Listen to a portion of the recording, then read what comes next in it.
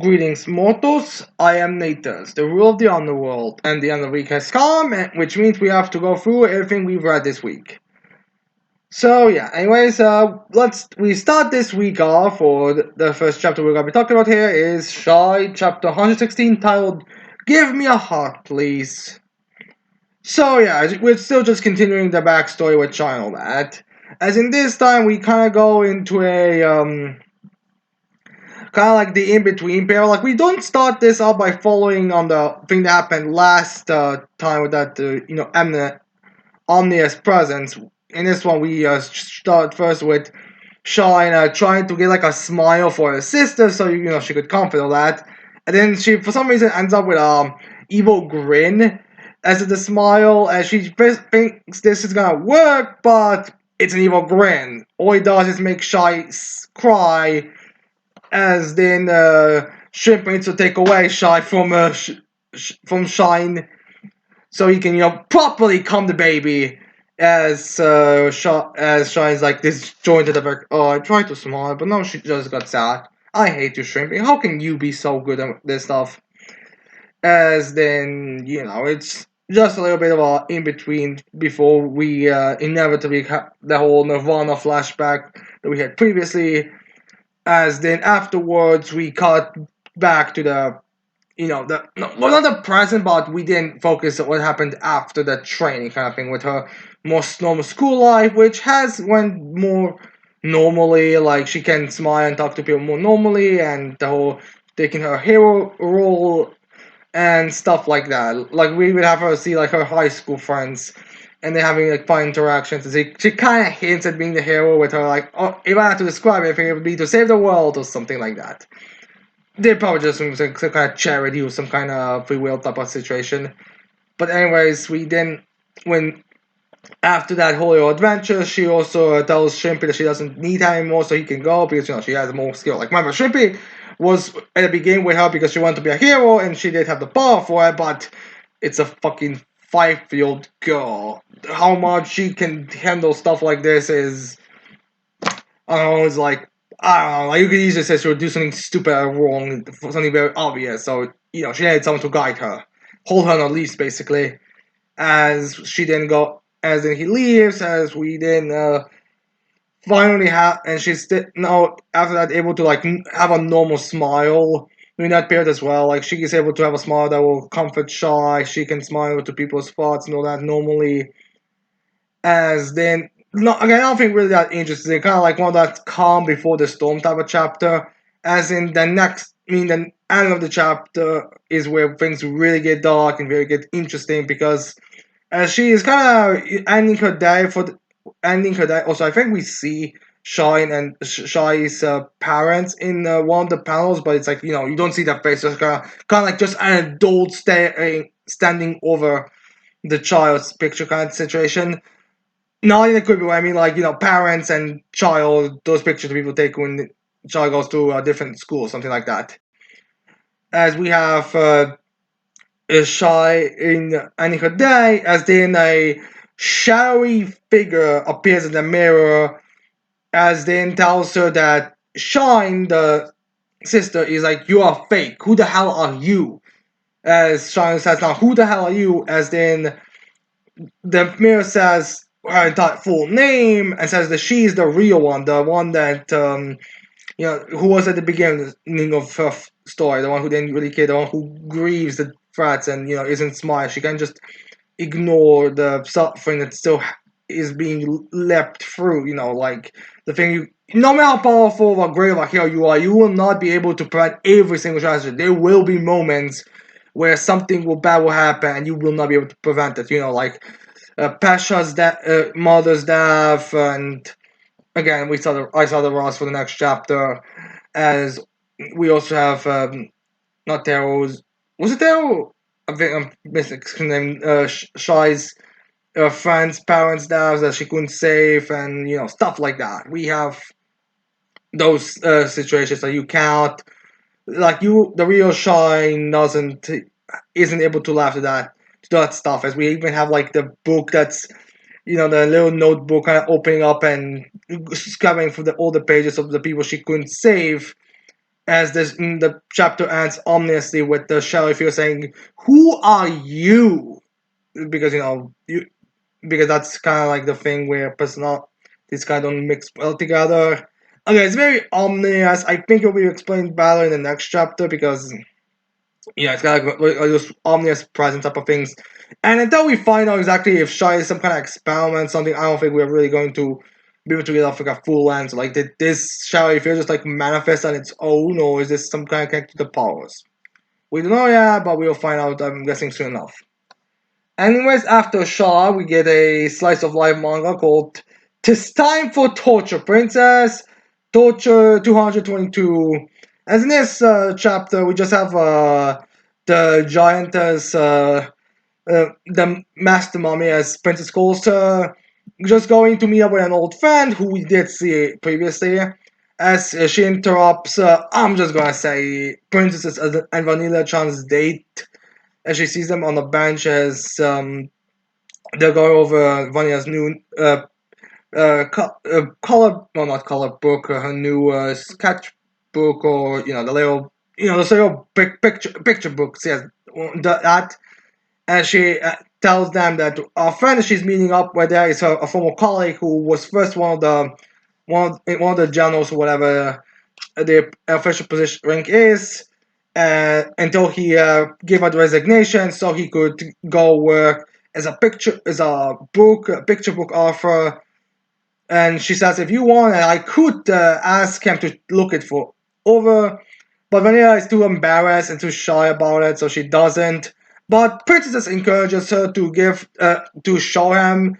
I mean, to at least ask. Like, you're never gonna go anywhere if you don't at least ask, for some and show stuff. So they go after Mama, Master Mama to ask if she can take the book. Since you probably offer, like, Master Mama is like one of those more, even amongst the characters, she's probably on the nicer tier in itself. But she's kind of already gone because she's a giant, so she makes bigger footsteps. But Princess just grabs Vanilla Child and Princess carries her to Mama so they could meet up, so they could meet with a friend who can check over Vanya's picture book, which he does. Again, I don't think any of these characters would actually be dicks about it, as he just gives her some. As then Princess and Master Mama just kind of talk about dreams, and Master Mama says that she doesn't have a dream because her life's kind of good going. If you really break it down, like, there's nothing.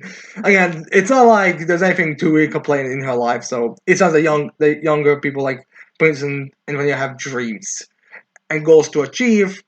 As then Vanilla comes there and tells happily that everything went perfectly well.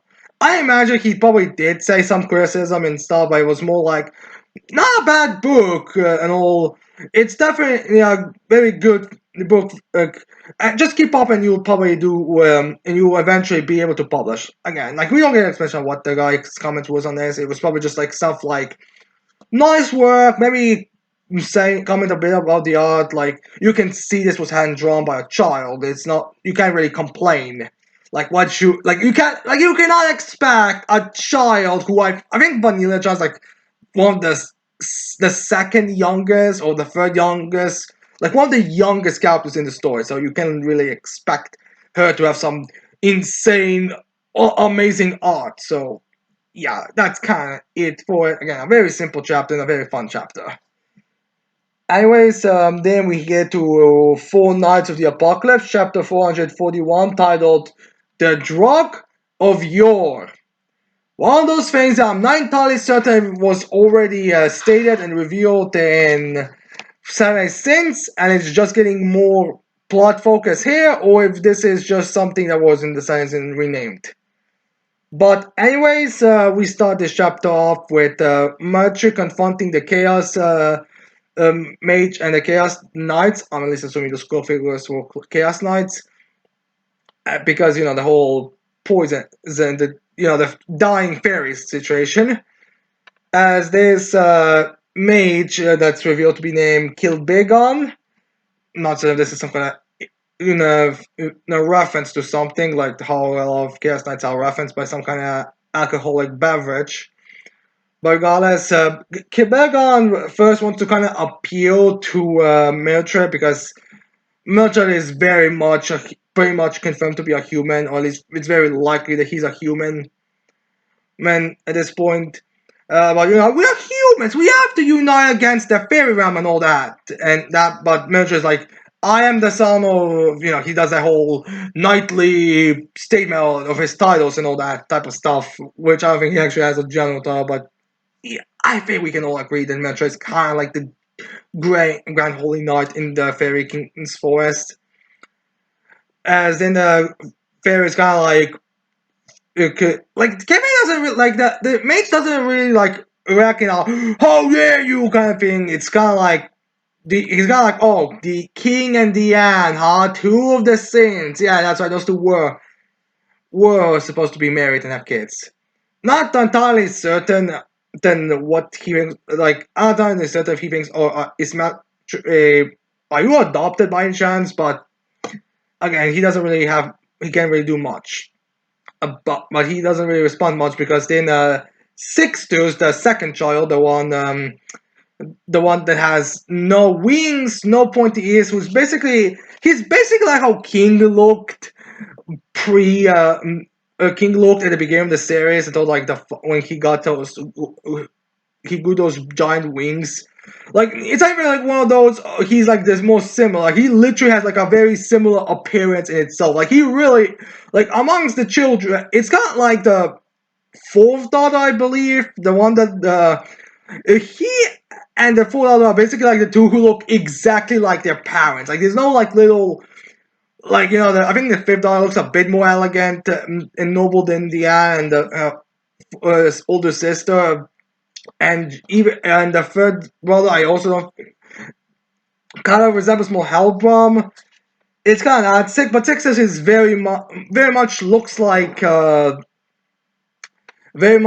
King, to a point that Kilbegon actually asks if he's also a human, just with a lot of magic, because he flew in. So the real first fight is like, oh, you must be a fairy. But then you see like, wait a minute, my fairy poison is not working on you.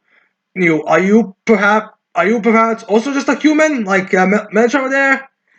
As Sextus just tells them, no, I just used my magic to keep the poison you're using on fairies away. Again, I kind of want this is going to be used as a justification that he.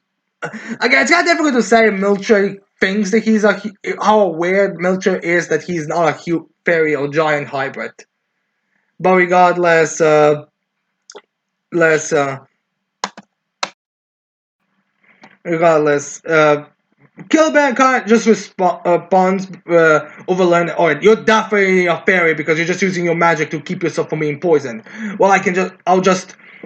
Yeah, he attacks with, I believe, ice magic to strike at Sixtus, but Sixtus, alongside resembling his father to disintegrate, like apple doesn't fall far from the tree kind of situations.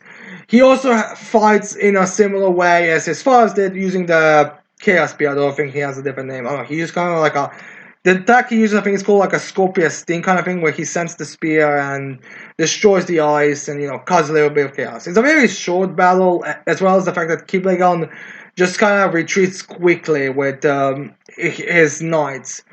Not certain if they actually retreated or just gonna hide themselves in some way so they can get in, because Sixtus was reading their minds and he found out what they wanted was the drug of yore. So I do have to wonder if perhaps Kiblegon hate himself. Like, you might then say, wait, wouldn't Sextus be able to read the mind and just be like, oh, you're over there and over there kind of situation? But I kind of feel like mages, at least the mages in Camelot, should be finding ways to at least somewhat hide their thoughts so they will not be being able to write so quickly. Like, one thing is they want to exterminate fairies, and and the fairies reading minds is their greatest strength in combat.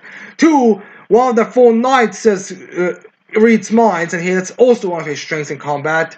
So finding ways to, at the very least, hide most thoughts would make sense, to deceive at least. So I would not be surprised if, however this arc continues, if we have which revealed that Kiblegon and those six other knights have like hidden themselves somewhere or like following military and the sixes back to the fairy realm since they immediately and especially how quickly they retreat. Like it's not even like one of those things where one of them is gravely injured. Like those six are still cloaked, and Kiblegon just had like one giant ice spell, and that was immediately destroyed. Which to be fair, that's kind of some danger, but still, you have like six other guys. At least try to do something. At least use the. I mean, you have two children of the fairy king right over here, and you want a jug of yore. Just kidnap the two, hold them hostage, and say, if you want your kids back, give us the jug of yore. So I do have to kind of wonder if there is some kind of plot twist when they're actually, there. I mean, granted, there is question how much of the arc this is gonna be, but I kind of feel like it should be, more, an arc to we got show. It's kind of like similar to the previous arc where we first had we had very small confrontations, but nothing of substance until Pelgard helped them escape. So I could kind of see this being like a thing with there are more proper combat, especially since we haven't seen King at the end in the Four Knights beforehand, so I could see them being in a combat. But anyways, military and sixes return to the main to the fairy realm as military is like the drug of Europe because he forgot what it was. Like he knew he was told about it once, but he like, alright, your memory is better than mine. Can you remind me? Which I think this is a way to kind of go wrong. Wait, why wouldn't medieval people know about this? I kind of feel like with personalities, we actually now I think about it, Six's personality in this chapter and the way how he generally and he has a face kind of makes me think that he also would be the type of guy who would know. So I feel like these are two characters who really are very unlikely to forget that type of information. But what can you do? Anyways, Merchant asks about drug of your. Sixes explains that the drug of yore is a extremely powerful healing water that only the fairy king can access and take and give, which makes me kind of wonder if this is supposed to be that fountain of youth that Elaine was guarding. But I think it's a different thing because I think the location is different, but still. Oh. But anyways, it's on top of that mushroom mountain that mushroom mountain that they had in the fairy realm. And basically can like cure all disease, it can kill all sickness, or all curses. It's a miracle thing. As Sixes explains this to Mercher, Mercher's like, is Jog of Yore the thing I need? Because, military is, suffering from that fairy realm because fairy realm is not designed for humans to handle, and humans, if they stay there too long, they would feel less healthy. So Military probably is considering this. Again, this makes me think that this is what they're gonna be do. Like Kill Bagon is gonna use this to his advantage, since he got like I don't wanna say Military is gonna betray the family, but I could see him being manipulated. Like I would not be surprised if it's revealed that Kibegon is gonna be is gonna mind control Military and force him to fight his family. It's already I would not be surprised. I mean, we know there is some manipulation of humans and all that. Well, namely, alright, we haven't confirmed there's a manipulation. Like we've seen Camelot manipulate people beforehand. Like we have Malaska and Galland who were manipulated to fight alongside for them. And while we don't have direct humans, we have seen like Arthur, saying sweet words to get Art back to work for him, as well as there might be some manipulation with Jericho. Generally speaking, I would not be surprised if there is going to be some manipulation with using Mildred to get the drug of yore. It just kind of seems obvious to me, but we'll see, as well as that, again, six knights, and then Kibagon, and I could see it. Like, I think he did. Like, I think Kibagon did have six knights with him, so I could even see this, like, being a way to show off King of the Ant's kids, or at the very least, like, the older half, since, we don't, since, the rest are not.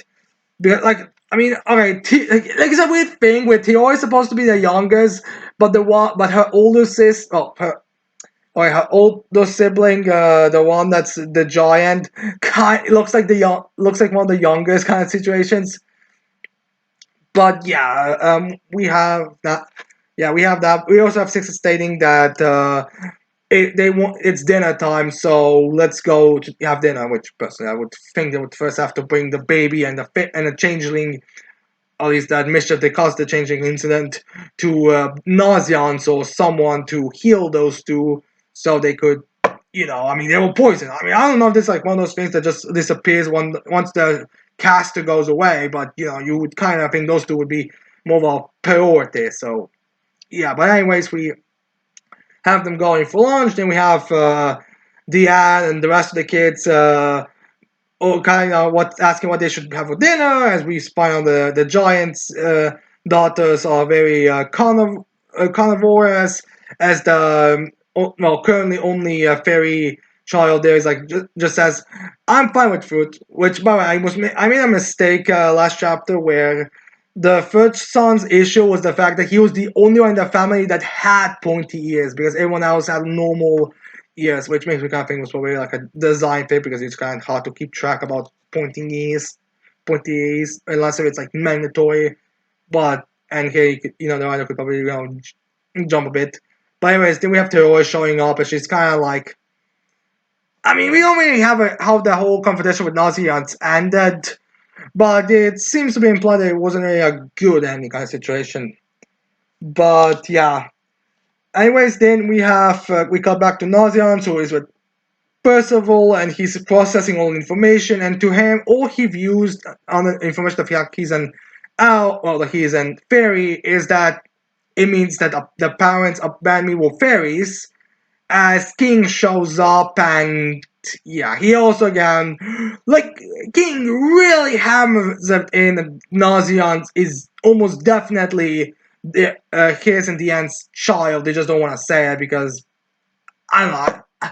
Like that's the thing. I feel like they won't want to say it because of how it could hurt Mildred because they don't seem to be aware that Mildred is already kind of aware of the situation. Like, I mean, like, I don't think King might. I'm not saying it was stated how King's mind reading works, but I don't think he ever outright mind reads in the series. Like, I think most fairies can mind read, but I don't think King can, or at the very least, he doesn't use that. He's not very good at that ability.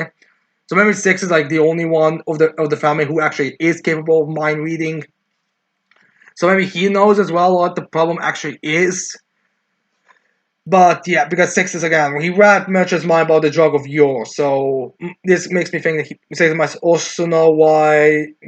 But it's kind of one of those like who's gonna tell first kind of situation. But King doesn't want to tell not Xehan's about information, but he does kind of lead to like the way he first speaks to them is like very much a I don't make it sound like that. I was actually looking for you for a while. It's just I couldn't find you until now. As now he's like, oh, Fairy King. So you're like, wait, what did you say? Oh, nothing. I mean, I saw you went to the cave, so I followed you. I needed to tell you something about the Cave of Whispers. So that's why. Totally not that you're my actual son. The reason why you were banned the forest is because the changeling stole you and swapped you out with Mildred, and we couldn't really do much because I can't just endlessly search for a child, especially one that had like no that would outside of have women have male design look wouldn't really be able to be tell apart. So, although I guess as a baby, you would probably just assume it was a girl, but whatever, you can't really tell apart. You couldn't really tell, so he doesn't say again anything, but I feel like he would. Maybe he also doesn't know how to break it. Like maybe he thinks Nauseans would kind of would throw a bait or something. He doesn't want to deal with that with his son that returned. Okay, I'm just gonna refer to Nauseans as a son. So for right now, so yeah, maybe he doesn't want to say that. Say that. But maybe he also kind of wants to get a read on Ozian's personality before he breaks that information down. But yeah, he tries to jump around that by also saying the Cave of Whispers. You see, it has souls in the spirits of people and the live spirits of all, but it's called the Cave of Whispers. You cannot. First of all, it's most likely here somewhere, but if he is you will not be able to hear him, as he even explains that fairies can actually see life spirits a lot better. Like they can actually see like little fragments, not insane, but he can see them a bit. Like, he's aware where our life spirit is somewhere. As Nas first tries to scream at her, but then Nas King tells Sam, this is like a whispers. You cannot scream it. Scream doesn't help, as Nazian thinks that he wants, come to us, Percival back, and show again, but we don't really get an update if Percival comes back or not. I'm assuming this might start reaching things that I could see, like maybe one of the life spirits goes to where Percival's life spirit is, and maybe that will connect back, but we don't know, and that's the end of the chapter. Not much outside that guy, like an in-between chapter with possible, like, what's gonna happen in the future coming later. Makes me kind of wonder if it's gonna be like Nonsen's gonna be in danger by Kibelgon, and then Percival's gonna awoke from that, or if it's gonna be a bit later. I don't know. But getting the end, I kind of don't know how much of an action anyone else can really get since the situation going on here, especially if it's just Kibelgon and a few random Chaos Knights. Yeah. Anyways, then we get to let's call it Mashima's section, since we have a lot of because all three of Mashima's currently published works actually had a chapter this week. Eden Zero, 100 Quest, as well as that rock. So we'll get them to them right now. Actually, I think I have that rock a bit lower on the list, but whatever. Anyways, we start with Eden Zero, chapter 278, titled B-Cuber. So yeah, all that B-Cuber stuff that we had during the entire story is finally gonna become relevant. As we start this chapter up by the crew discussing how they're gonna summon the chronophage, because the reason why it worked last time was because the chronophage was in a nearby area, so that summoning that was a bit easier, but now the chronophage is nowhere to be found, so they need to find a way to summon it. And they also revealed that the reason why they were able to summon in the first place is more that they summon chronophage based on people who've traveled through time, like the chronophage go to there where the time travelers are. So the reason why, so now everyone in the crew since everyone in the crew time traveled. Well, previously it was only, I think it was only Rebecca and Shiki, maybe. I might be forgetting, but I think only Rebecca time traveled previously. I think. Maybe. I'm actually kind of blanking on it right now. I mean, I know Shiki and Rebecca eventually time traveled into the future and all that, but I'm not certain if the current Shiki and Rebecca if current Shiki have a time travel, because I only know for Rebecca, because I can only remember Rebecca. But yeah, anyways, since they time traveled into Universe 0 from Universe 3, they are now able to they are now able to they no longer specifically need to Rebecca. They probably do still use Rebecca got to some of the chronophage, but what they actually need now is to send the ether signal for everyone everywhere. So they're like, we're using the most powerful network in the entire cosmos, and that is BQ, because that's like, again, it's kind of like the biggest social media platform. As they're like, let's use their connections with BQ World, as they're like, let's use Labila and Couchball, because they have streams, I believe, right now. That's what Rebecca plays, at least. As they contact them, and first Labila is still Labila before she had like that heart-to-heart with Rebecca, but then she remembered that and started crying and being overjoyed, and all that. So like, she'll help whatever way. Couchball appears because she was like, I remember theories about how Cultural, because her last name was AI, was gonna have some kind of significant role, but now it's kind of like nothing. She's so last minute that even she has to be like added, like, hey, I was on that school too. But yeah, anyways, they said they'll help, as well as they'll contact all B-Cubers, which are characters that we've seen throughout the series. Like, I think that random boxer kid that went up against Rebecca during the Xiaomi arc. We see that Nino. We see some of the B-Cubers that were kidnapped, but that Toad's comeback. I think we also see some characters who might be more reference to people behind the staff, because this usually feels like one of those times when you reference some of the people that work with you. So we have them all kind of connecting and making a signal so the chronophage would appear, which I don't think it's confirmed if the chronophage god that is now approaching. I'm assuming we'll get it soon enough. Because, well, let's just say they have bigger fish to fry as a literal fish is now attacking at them with Eden's Wand. I guess it decided not to destroy it despite, thinking about it. Should we destroy it? Because it's just kind of there now. I mean, it's supposed to have an AI, right? Because after Killer, after Laguna, I don't know, did he destroy Killer or did he, just turn him into water? I mean, I guess he destroyed since I think, needs to, because I think he needs to make you cry to get to be turned to water. Yeah, that's right. Laguna needs to make you need to cry in front of Laguna to be turned to water. But then again, Laguna did get a lot stronger. Well, I mean, he got an overdrive, so I kind of feel I wouldn't be surprised if he did turn him into water by doing something else. But well, regardless, he thought no one was there, as it's kind of a little bit confusing on what exactly does this mean. Okay, I get that they might have destroyed Lightning Law, but did Killer also get destroyed, or did they collect the Dark Stars and put them in containment chambers for now until I don't know, they can fix them and bring the original personalities back or something. I don't really know. I'm also kind of wondering, are the Dark Stars even going to was Dark Stars originally supposed to be something bigger, but now Mashima kind of has to rush their explanation here because it does kind of feel like he's kind of rushing the explanation. But regardless, Dane's one was supposed to be empty, but it's not. And so they kind of need to deal with Eden's one as it's striking. And they're kind of stuck on the surface on a planet that was nearby, and they have to deal with that as they're also being boarded by Lady Freya. The two Ogawa Series Galactica members that haven't appeared yet. We were wondering where they were. I guess they were in space somewhere. Because again, they said there was no one on the ship. Because I think even Laguna says that he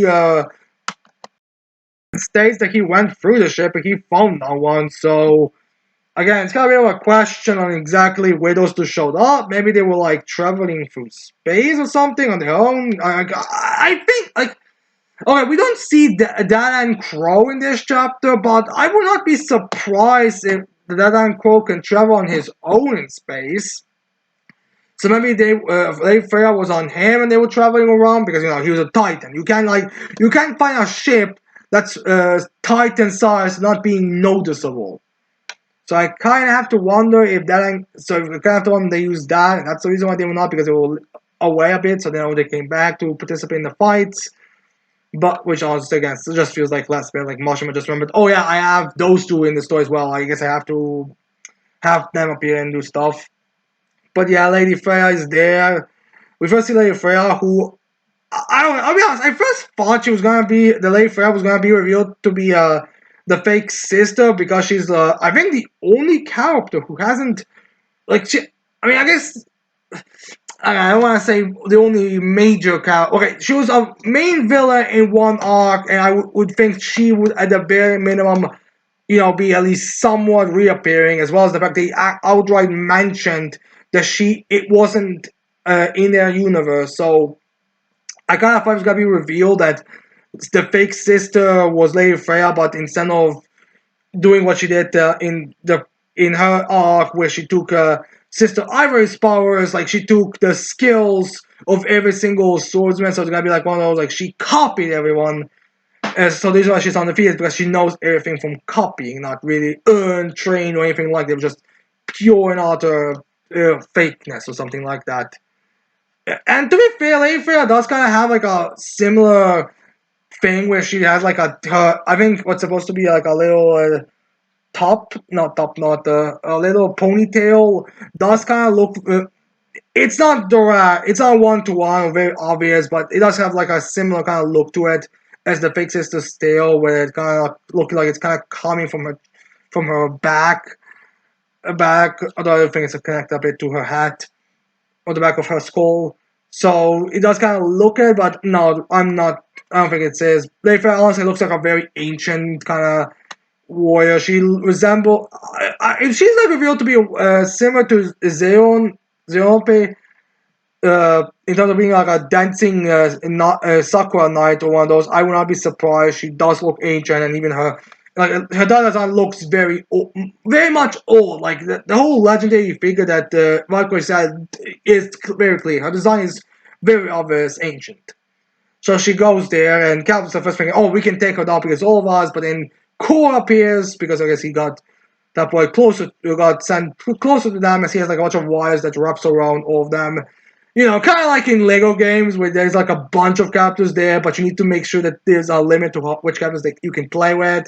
So they have like some random thing popping from the ground to make sure the characters are stuck somewhere or cannot participate in the level or this part of the level. So that's kind of thing that's going up in always the I okay, we see Ivory, we see Wise. I think we also see Hermit, and I guess it's kind of implied that Valkyrie and Witch also got trapped and Laguna because only Kumora, Chris, and Clean are the only three that I don't think are trapped. Which, yeah. So, anyways, we didn't have them core there, and his design looks the same as he did during the previous arc. No, like he didn't have a redesign similar to set it to Akno Noella. It was the same, which makes me think that fight's gonna be kind of similar with him and Chris and Clean. Which kind of sucks, the fact that Chris and Clean are going to have their fight all being shit against Core. Like, it's just me, but I kind of thought Clean and was gonna fight Lady Freya, and Chris was gonna fight that Core because, you know, Core, you know, Takagi did strike at his sister, and he did participate in a battle against him, albeit when in the previous uh, arc with Holy, so it would make kind of sense that he took down Core this time in a proper 1v1 fight. And Clean, you know, she used to win to. She first fought Komura, and then she used to win to like suck the blades out. So I kind of thought we were gonna go with that type of thing, but no, we just give Komura a proper fight, which is.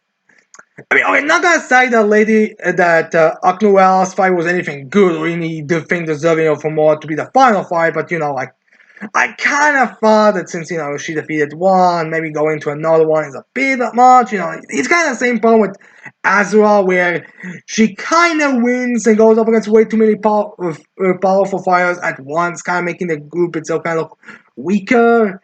Like, you know, in other Ozark, like, she had a high diff fight against the Sand Manipulator. They went up against Nineheart, which to be fair, she didn't put this in much, but she still went up against him for a good chunk of that fight.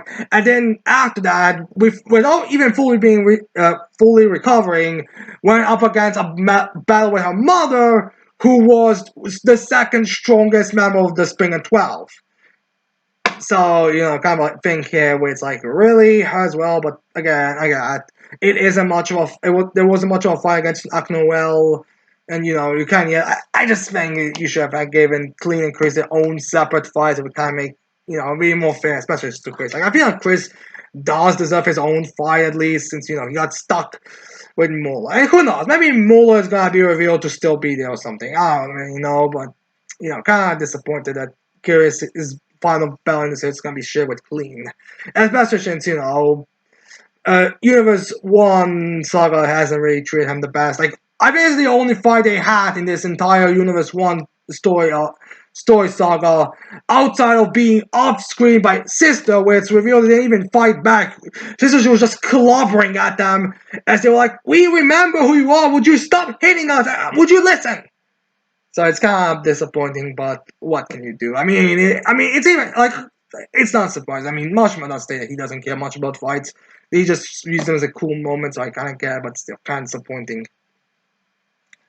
Anyways, then we have Fairy Tail 100 Quest Chapter 154 titled The Cobra. And honestly, this chapter to me feels just like a kind of like Mashima got like a bunch of fan letters about a few things, and he went through them and he noticed something It was like, this could actually be a very nice in-between chapter for arcs. I think I'm gonna do this, and this I think we got this chapter, because this chapter doesn't really have much. It has Cobra appearing, with us also finding out that his real name is Eric. Not so this was all revealed in a fairy tale or not, but that's his real name, Eric.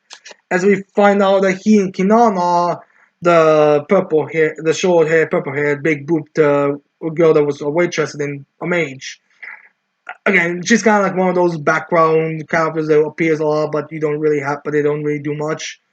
We find that also getting married, but her being his fiance, as Kitna asked Cobra he would be interested in joining the guild, as Eric's like, not certain I would really like that placement, because, because Natsu's a rivalry and all that type of stuff and being defeated by them.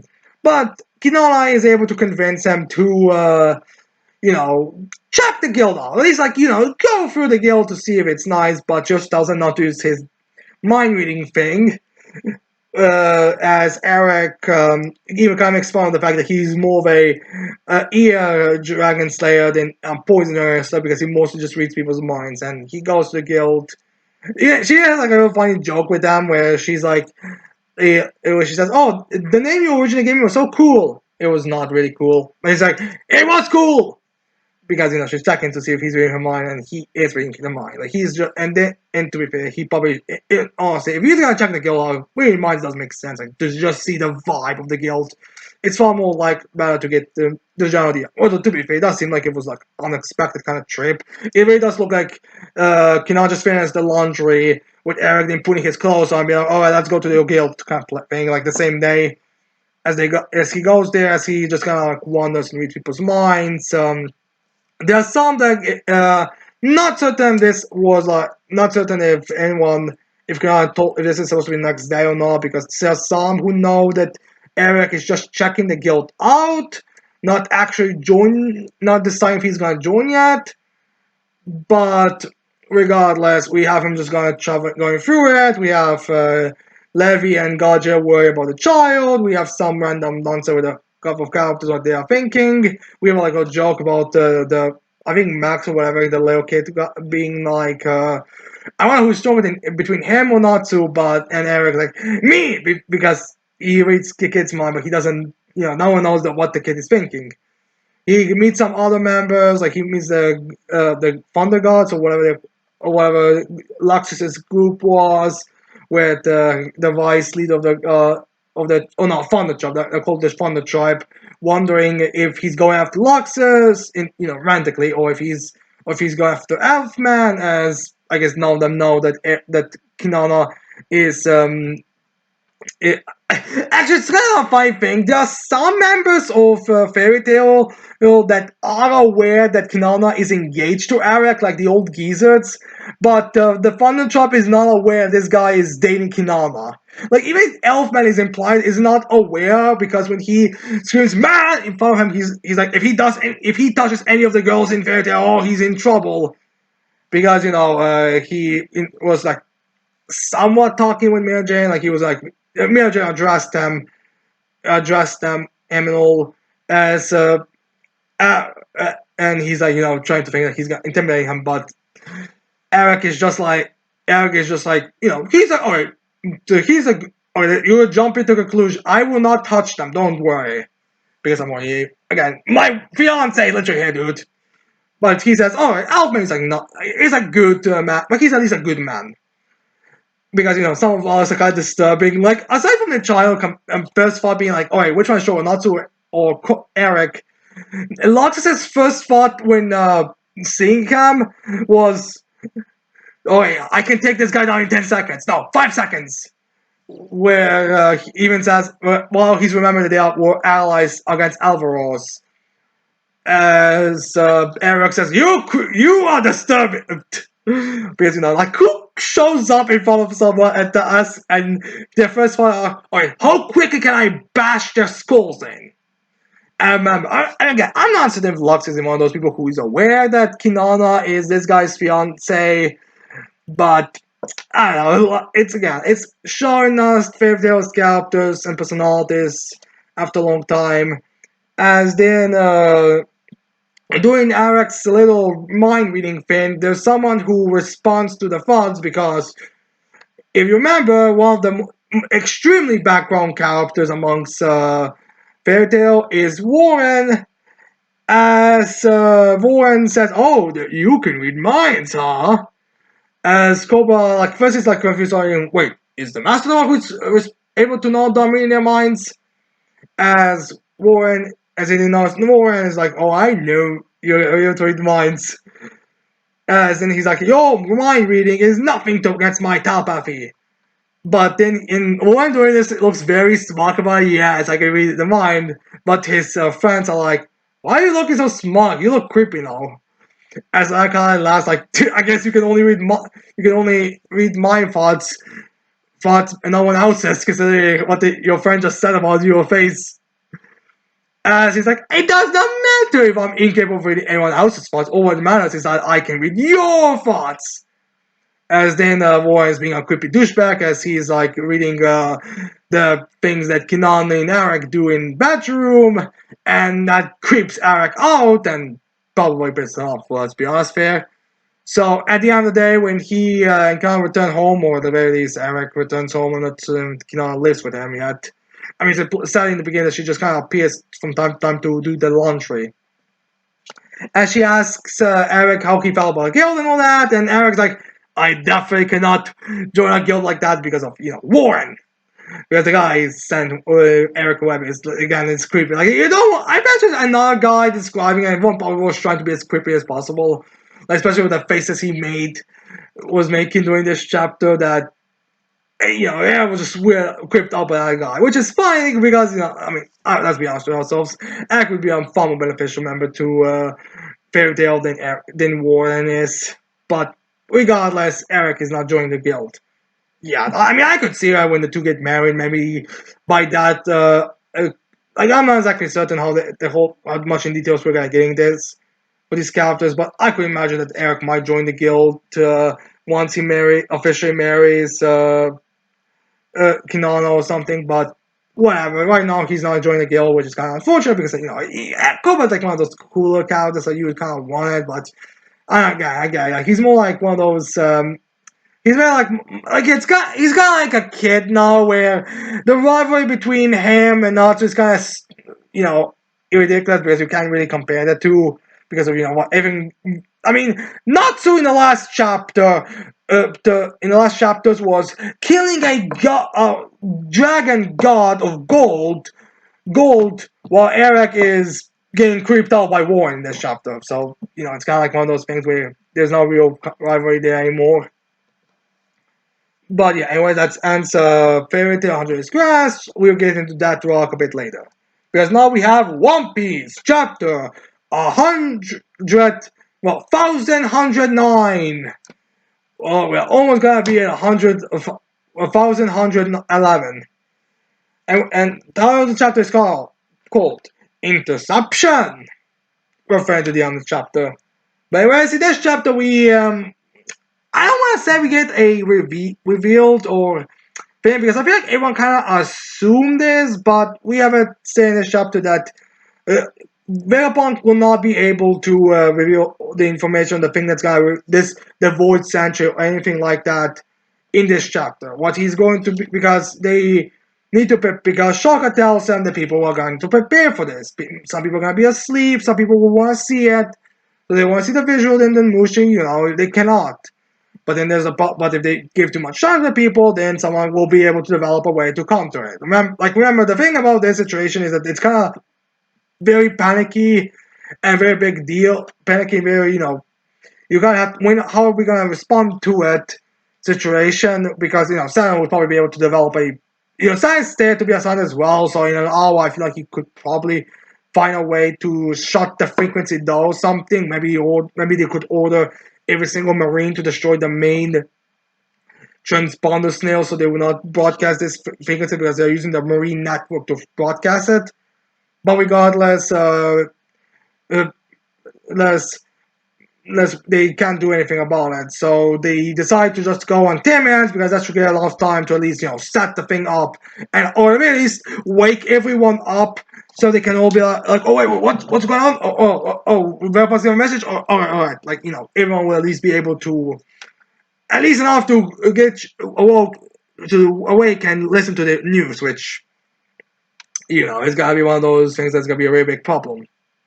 If there's some information for the people for stuff like for people like beast pirates, if they not beast pirates, the big black beast pirates, if there's some kind of very useful information there, but it doesn't really matter because now the point is just to reveal everything, and yeah, uh, Vegapunk sets it for 10 minutes, and that's also gonna be like a whole bit of a alright time frame. Like the Straw Hats need to keep the Marines and everyone away from doing this to prevent this to happen for at least 10 minutes or so. To be fair, I feel like if they immediately destroy at least after 10 minutes, like I feel like it's gonna be a lot more than 10 minutes. Like I don't know exactly what information Vegapunk could reveal in these reveal that would not be able to that would not last for very long. Like again, like that's the kind of thing about Void Century. We know small aspects of it, but those small aspects are so insignificantly tiny that they can't really affect much. So I do question how much over. So I do question what exactly would he reveal that would be such a big thing in like not only after 10 minutes that's of the time frame that he's giving everyone to set stuff up, but also what could he reveal? That would really, shake the world. Although I'm honestly kind of curious, you don't think Oda would actually just tease the whole thing with Vegapunk revealing the voice entry just so almost nothing is revealed except for like maybe two free information, new information?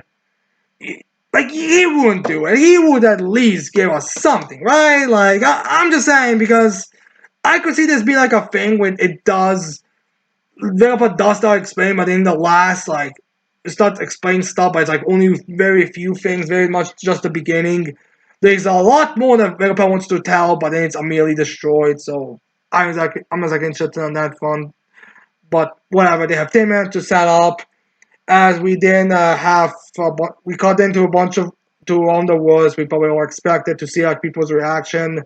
We got to Fuchsia Village, which is kind of like our main place to call to whenever there is some kind of big incident happening. As we have Mayor Woods lap saying to them that we'll just have to do with the normal Trespot the Sentinel because we can't get visuals ones. They are too expensive and we cannot feed and we will not be able to take care of it. So people are a bit pissed, but Woodstock does make sense. Yeah, so there's no response now there. We get to Water 7, which is amazing, surprising since we haven't caught to them in like a long time, but we have I I'm guessing this is like more than showing us around the world, like showing the world building kind of thing where we have everywhere else like in Fuchsia it's in the middle of the day by appearance and probably Aked Islands as well. You have places like Water 7 currently in night with Alice will be like, ugh, Alice or Alicia or one of those things. I think it's written Alice, but her name is Alice supposed to be. It's like get everything ready as alright, Alice is like the little secretary who's I'm not saying she's a lolly or a child. I'm not saying if anything outside of her name was revealed already. We've seen her in a cover story, which is like, all right, Professor, all right, Mayor, it's everything's already. I've already I already had everyone was sound call for everyone to awake and put their and all the transponder snails to be active, so everyone will be able to hit in this entire one star, which I'm kind of weird on the fact that she's already in the room like, telling him like, do they sleep in the like? I'm not saying that creepy, right? I'm not saying they do anything, but it's kind of weird how she's already in the room as he's just barely waking up. Like, where was she? Does she sleep very close? Do they sleep in the same room? Does she just sleep close? Is there a room, their sleeping quarters just very close to one another? Because again, like this, because the thing is, like during this time, Vegapunk's Shaka and Pythagoras, I believe, are like discussing about all right, how long should we give the people to set everything up that will not be too long for people to interfere, but not short, so but not short enough so people will not be able to prepare. So kind of a weird thing. But yeah, they are going through. They are discussing this and preparing this. So yeah, we're getting this information as then we cut back to Aka as we get like little clashes between Luffy, Saturn, and Kizaru to again end the add more Yonko debate in my opinion. As we have Lou will be like, I get no these punches didn't do shit. Alright, maybe I can do this as he slaps Kizo and Saturn into like pancakes where like that birds jumping around their hats and then he sends the two into a ship to I guess sink them. And Kizo does hit the ship and he's on the ground be like, which I don't know if that's damage or that's just him getting the aftershock of, the fact that he killed Vegapunk despite him liking Vegapunk. But that doesn't work as Saturn because Saturn just gets along there, but is able to recover and spins right back towards Luffy as he goes to clash. But all that else is really pissed Luffy up. Damn it! No matter how much I hit you, you just don't stay down.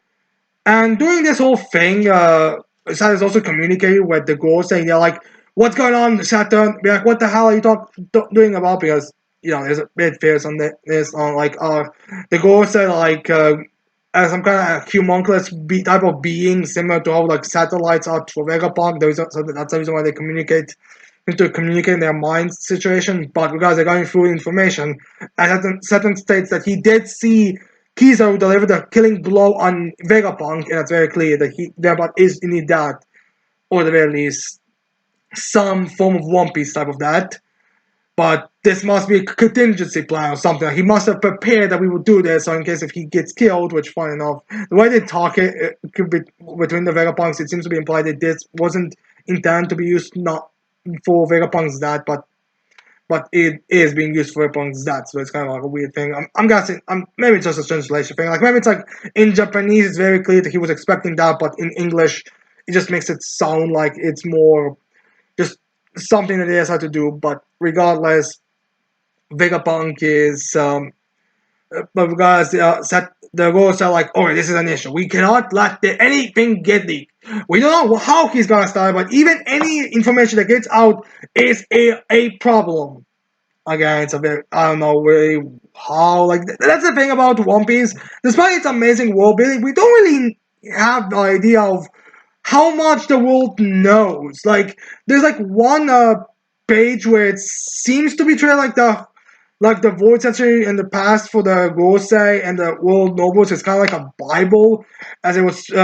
I was yesterday I found out that apparently some people think that that book that the Ivankov shown when they were like going over Emu and they found like one celestial dragon of the original 20 Kings had the same name. Uh, as in like maybe that is, but that might have been like supposed to be Genesis, as in the holy book for the Bible in Christianity. Like they might think that he might be one of those, but we don't really know.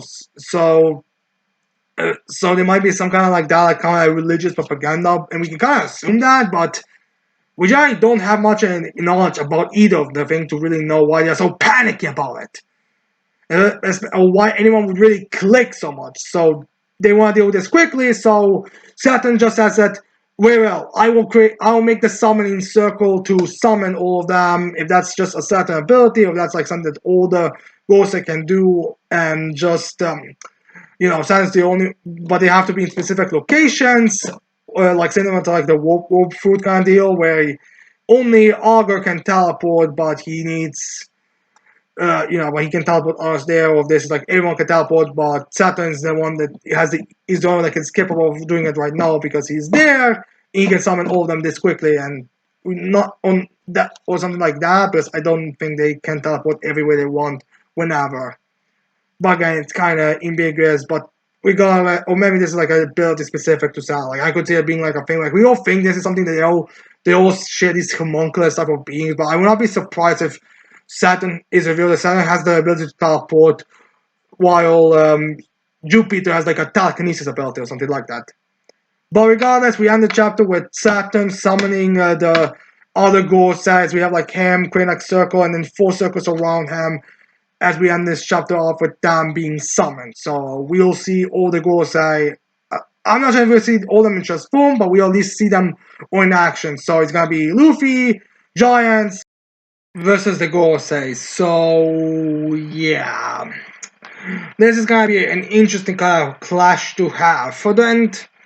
Oh, I'll be totally honest. I'm not really that intimidated with the Gorsei as characters individually. It does seem like they're just like, to me, they kind of give me Hidan, or the way Saturn kind of gives me Hidan vibes, where it's not that difficult to outpower or beat him in a skill fight, but bringing him down is more the issue. You know, like you can stab Hidan, but Hidan will just quickly recover and beat you down to the floor again on his own. So it's kind of like one of those.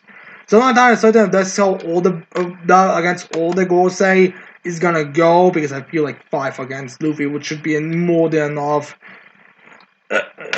to put them. And also in this chapter, Saturn did kind of feel a bit more intimidating because Kizaru got slammed to the ship and he remained there while Saturn was able to spin himself back towards Luffy for another clash, and was kind of getting a bit annoying. And it does seem like Saturn's regeneration is superior to Marco's, but we don't really know for certainty now.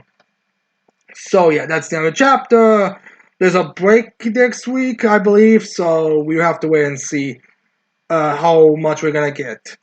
I mean, depending on the situation, we could be getting.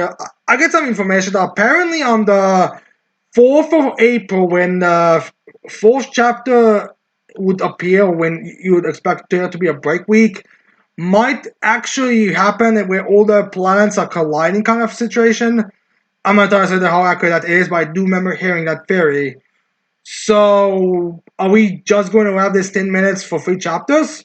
Because, I would think starting off, starting this, starting the big reveal on the Void history on a day where all the planets are like together in a line would probably make the most amount of sense, but I don't know, we'll have to wait and see. Maybe there's going to be some kind of power that the rules are going to show instead. To me, or we could just have a break, since I believe Oda goes with 3 weeks and then a break. So, yeah, we are kind of stuck wondering on that site. Yeah, anyways, then we have Chain Soldier, chapter 127, which is titled In Wake of Shangri-La. So, an aftermath chapter. To get kind of a new stone. As we start this chapter off by having Kyoka, Varvara, wait, let's go say Varvara, and Bell kind of getting a news information, kind of telling everything what happened to Ren. As then we kind of have Kyoka trying to keep the stakes up because Ryan's very dismissive, like, oh, I guess the 8 gods of honor, no, the 5 gods of honor, because, they took down 3 at least. Well, they took down 3.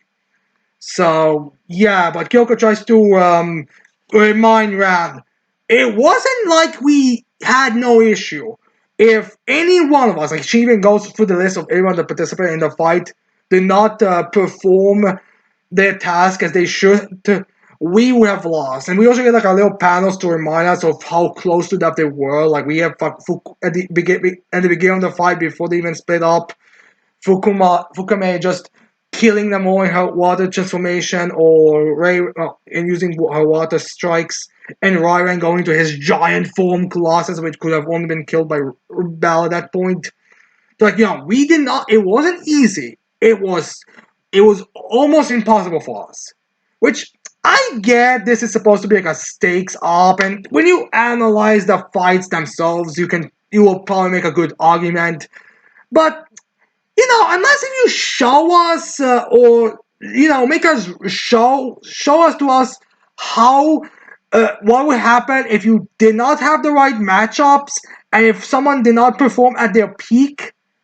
If you show us those consequences, it's kind of empty. Like, I'm sorry, but you need people who can't really do anything special against the Galaxy of Thunder going up against them who have like no advantage in terms of abilities, like Varvara had against Fukuma. That's I don't know, it's gonna be weird to say this her name.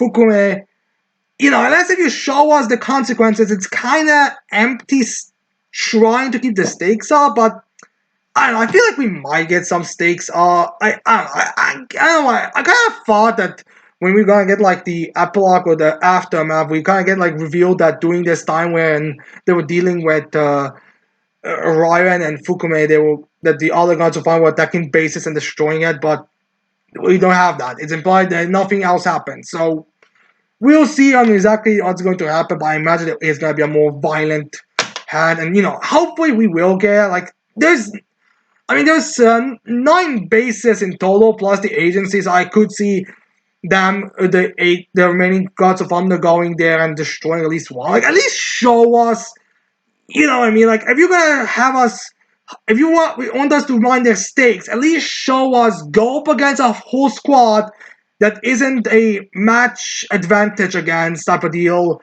and have beat that annihilated.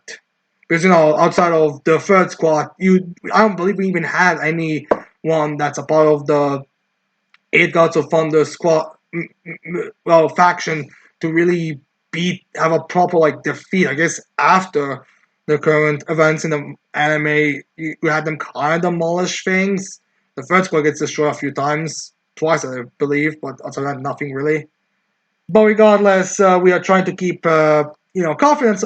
We're trying to like keep the stakes up, but it's kind of difficult unless we see stuff. Not the things that worry. But regardless, then we get one of Ren's redeeming qualities. She's like, oh, I'm sure that Belle at this point can take down everyone, as Belle's a bit more confident now with everything that happened and stronger. Oh, it's like, I won't go as far as that, but I will not let that thought stop me that, I wouldn't think I can defeat them all, but I am more confident in ability, which does make sense since Belle's ability is extremely dangerous. Again, it's because one of she's gonna be. There are some theories I've seen that maybe Belle's gonna be turned against the Mato agency, which I could see. Like there is a scientist. Like whenever you have a character who's very like a mad scientist, you can expect a brainwashing thing being involved at some point. So I could see that happening. And yeah, Belle would be a nightmare to deal with if that's the case. But yeah, anyways, after that we have Kyoka and telling them to all to go do a full checkup and to recover. As Kyoka is like right, but Ren tells Belle and Yuki to stay there. I'm assuming Belle for personal pleasure and Yuki as well. But there's something else that she wants to ask Yuki. As then Varvara and Kyoka stay outside for a bit to wait until Ren is done with Yuki. As Ren wants to know why he was staring at her, as Yuki just said that he was checking the presence, her presence, and Fukume's presence, and he said that the two are very different, and we get a lot of that arrogance that Ren is known for. So yeah, anyways we have while Kyoka and Vara stand outside, we get Vava getting ecstasy attack since Kyoka pucks her, and Vava's so happy that she's it isn't literally your goddess hugging. I imagine if any truly devoted priest got hugged by the actual god, they would be so overjoyed of the fact. So we have that kind of ecstasy, which is funny enough what Fukume thought was going to happen if she in Kyoka's appearance would be doing it. So that theory is correct. But anyways, while the two are talking a bit, we have Tenka showing up, and she's like, "Hi," which is important because last time we saw her, which was I think I don't know if it was a proper chapter or next chapter, it's kind of like one of those in between chapters kind of deals. But she shows up. But Tenka in that chapter said that she was gonna go directly to investigate the agency. That agency that's experimenting on Shoka and all that because of the very obvious corruption that's supposed to be. And she shows up there, and we have her congratulating, giving Kyoka a handshake, and maybe putting something in some kind of note or something in Kyoka's glove, but it's not very clear if that was the case or something else because we do get something. I'll get into it in chapter, but she also does that to Varvara, congratulates and gives a handshake to her, but there isn't much. Then we have we get a bit of in Dream World where we just get kind of like slice of life relationship kind of things where we have Fukama trying to seduce Yuki, But Kusetsu's like, no, that's not how you do this. We have to do it more slowly. There's a process to this. And she was apparently hiding a lock the whole time. And Zuko is kind of being very confident, which again, this confidence does feel like it's gonna end with something horrible, but again, it's kind of difficult to say. Like a lot of times, characters are really confident, things are going really well for the heroes and all that, but then it's like very little actual consequences of this confidence. But yeah, anyways, we didn't have the characters getting their results back after their tests, as Yukioka's like, oh, your test came out good, there's nothing wrong with it. But, it's just surprising to learn that all the gods that we killed in Shangri-La are all now in you. And also we find out that no one outside of Kyoka, and I can't remember if Tenka knows, but I feel like Kyoka is the only one who knows are inside of Yuki, because then the agency will want to experiment and test on him, because, you have eight of the strongest Shoka in existence, and Shoka that don't even seem to be humanoids, but don't come from humans eating matto fruits in Mito, so you're gonna have to wonder all that stuff. So she doesn't want him to reveal it. As then she gives a kiss and goes away. As then Yuki's like, wait, we didn't even transform. Why did you just kiss me? As he was like, you see, we do it so often. It was more instinctual than anything else. Like, this is your fault, Yuki. How dare you constantly have me do stuff like this for rewards? If that's good, then I guess we're gonna go training right now. Being flustered and all that kind of stuff. And yeah, we also have like Himari and Shushu having a bit of a funny moment where Shushu is kind of sad that her hair is so short now because it was destroyed by Ryan. But Himari's like, oh, I can use my ability to extend the length, so we'll use my time powers to make your hair longer, so you don't have to wait. I'm not sure this is gonna give Shushu a new hairstyle. This is just gonna, give her a normal account. But regardless, that's what they're doing. As then we end the chapter off with Valera being like, my test results came out positive, but why does my power output feel lesser?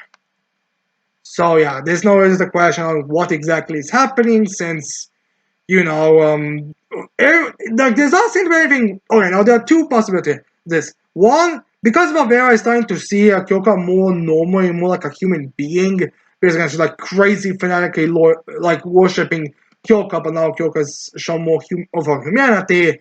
Maybe she's gonna stop viewing it the same way. So maybe that's the reason why the power is kind of being reduced, which might be a few of a chapters of an arc where Valera's worship extends, and maybe it also includes Yuki, and I will kind of bring it back, because again, her powers is very useful, so I kind of question exactly how this is gonna go.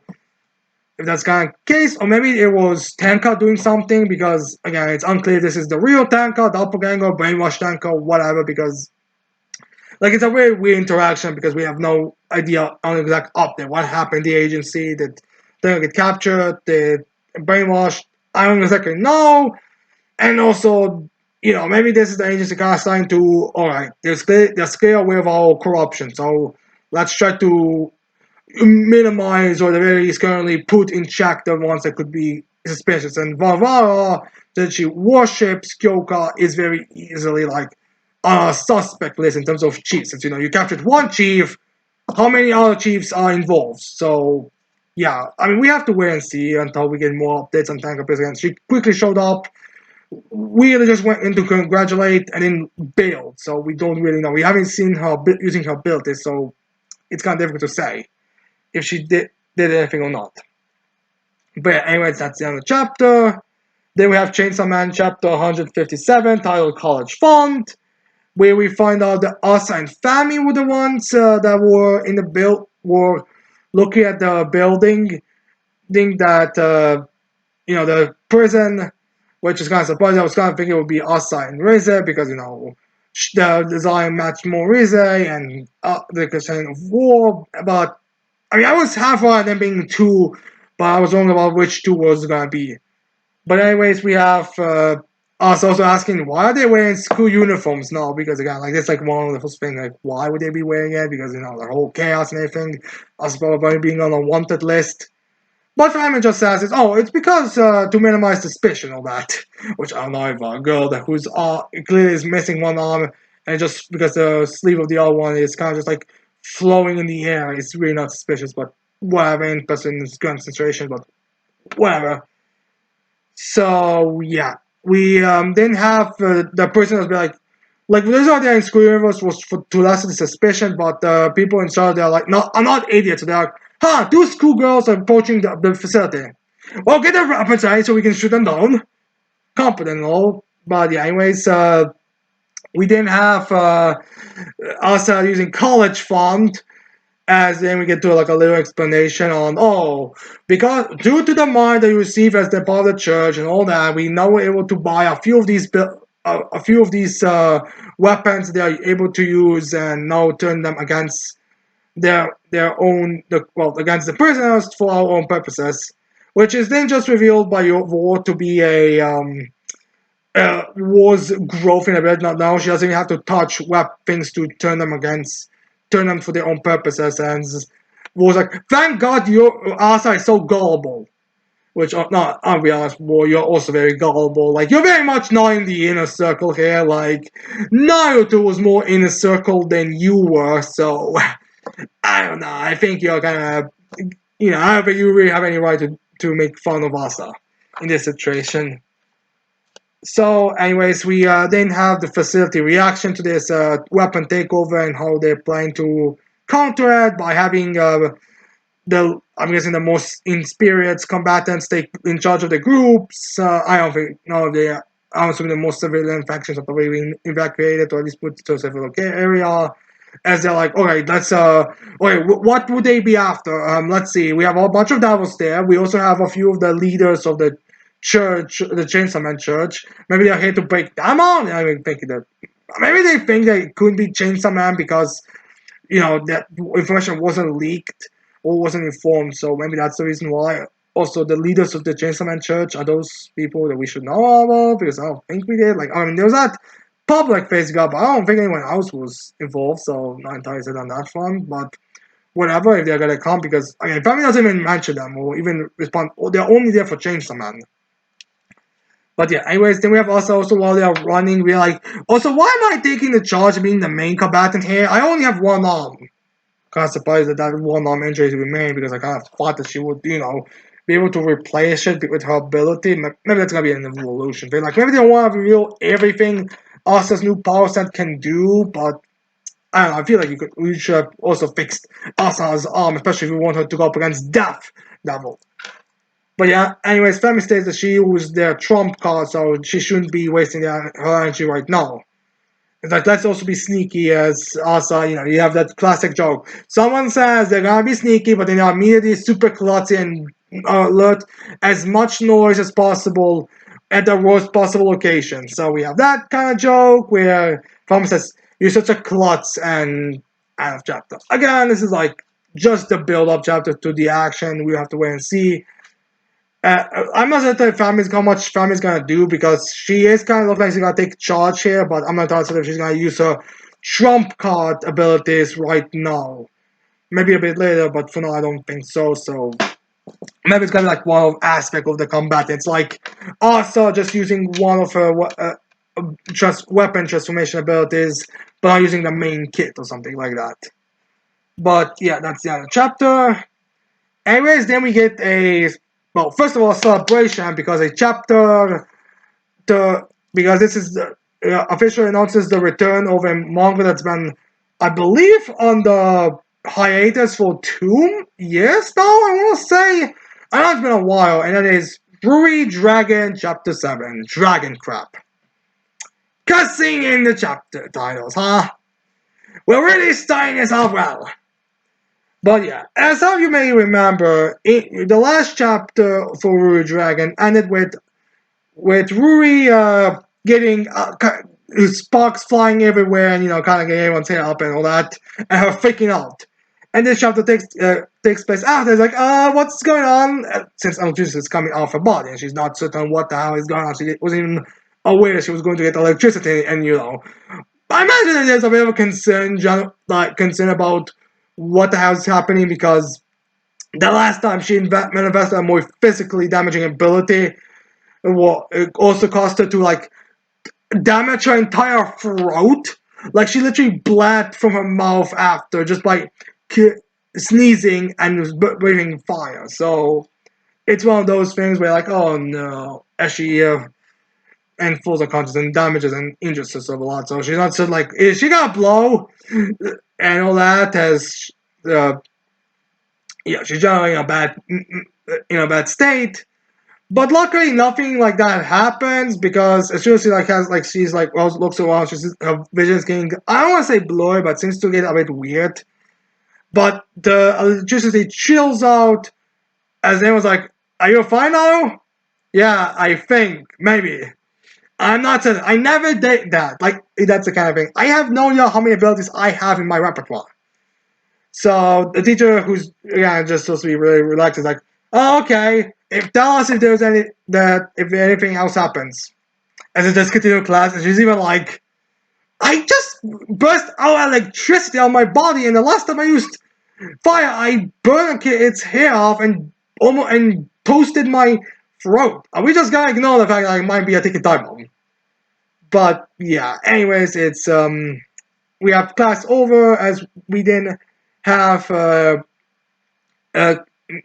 Ruri. I'm guessing this is, she was also told to go to to the nurse's office to get a check to make sure that the entire school doesn't get electrocuted or the very least the class doesn't get electrocuted.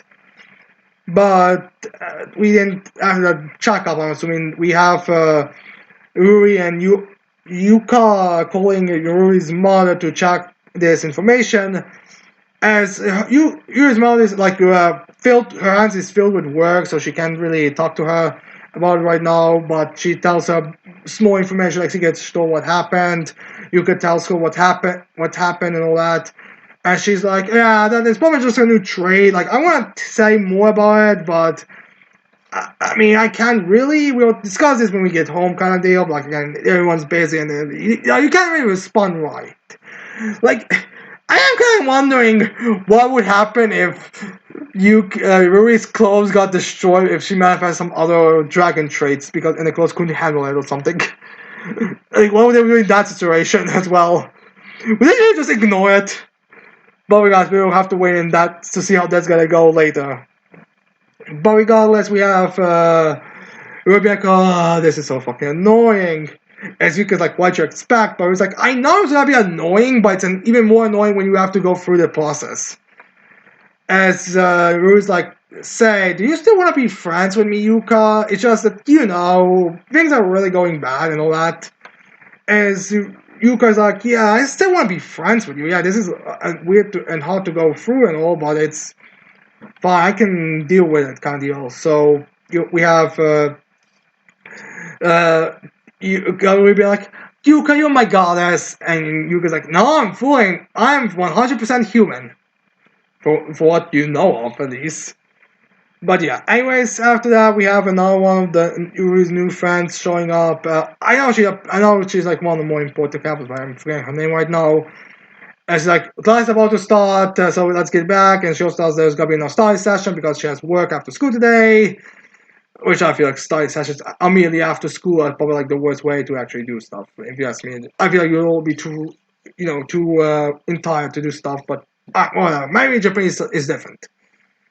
Or Japan is different in all ways. So yeah, we have them having class, and thankfully nothing bad happens. But we didn't have the teacher saying, "Oh, by the way, Ruri, one thing, can you stay after class to help Maedo with cleaning the class because Kano, the character who's been mentioned a few times and has been absent for a while, couldn't be here, and and she should be the one to work with her to clean the class today, but she's not. So could you take it over because you came in the line of sight. It was just Dragon Horse, wasn't it? So yeah, we have Ruri staying there in Maido, which, like I lie, I feel like the day where you almost electrocute everyone would not be the day you would want her to stay in the class for much longer. But whatever floats the teacher's boat, I guess. But anyways, we have Ruri and Maido cleaning, and Ruri like tries to have a bit of a conversation with Maido, like, say, is there a problem that you have with me? Because why you reacted when it came to lunch and all that. Like, if you have an issue, I mean, I could try to fix it, but Maido doesn't really want to talk about it. She's like, I just don't want to talk to you. I just don't like you, you kind of deal. And as they just want to she kind of wants to clean everything and go finish this faster. And it kind of, I think, upsets Rui that it's just, like she just doesn't like her. It's like she has like this kind of face that she's being told how much she doesn't want to interact, which makes me kind of think that this might be connected to Kano, because Kano, like, it's said that there are more of these mythical creatures and more involved in the world. So, like, it's not like Rui is a special case. Like, it's rare, but it's not uncommon. Or basically, it's not exactly. Rui is the only one. So it does make me think if Kano was also developing this, but Kano's one is a bit more conditional, so she cannot either leave the house or something, because again there's no information apparently it just seems to imply that Connor just stays in their homes and don't even doesn't leave or anything. So I'm guessing this is kind of connected to it, because Milo is pissed off because Rui can at least come to school but Connor can't. So maybe it's kind of like a that, but that's again just assuming because well the things. But Rui doesn't think of that. What she actually thinks of the fact that, Mario said that she doesn't like her and all that. Now she's like, spends the entire time just being kind of upset about this. Like on the bus, she's like very cute and pouty, like, mm. And then she comes back home and, and she's so taken aback by that statement that she's completely forgotten about the electricity. So her mom has to kind of remind her, oh yeah, you know that what today happened? And she's like, oh yeah, you can control lightning. And you kind of send it, and that's the reason why you had electricity coming out of you. So yeah, that's kind of the thing. So I mean, that came up. So yeah, that's kind of the reason why Rui was kind of resisting lightning. Which I feel like at this point, these two should really just go through every single ability that dragons have, just to be safe and make sure there's no out of nowhere, because the first one was fire that burned her throat and the one thing in front of his hair, and the second one was sending electricity everywhere. Like at least inform Ruri if there is another ability that could cause trouble. Like will Ruri's fingers become sharp as claws? Like just saying, inform her so she doesn't end up accidentally scratching someone's eye out. You know what? If you don't got my drift, so yeah, we just get on this revelation that it has her father's electricity manipulation ability as well.